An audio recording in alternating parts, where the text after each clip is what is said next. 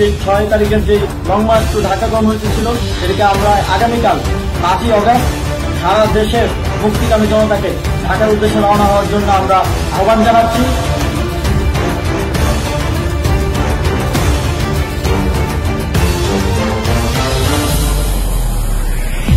বন্ধুগণ, আপনারা March two ঢাকায় অংশগ্রহণ করতে যারা ঢাকায় এসেছেন এবং ঢাকায় যারা আন্দোলনকারী বিভিন্ন জায়গায় আছেন, আপনারা সবাই শাহবাগে আসুন, শাহবাগে জড়ো হন। আমরা শঙ্কা করছি যে বাংলাদেশে গণতান্ত্রিক ব্যবস্থার উৎখাত করে মার্শাল ল জারি হতে পারে, অর্থাৎ সামরিক শাসন জারি হতে পারে।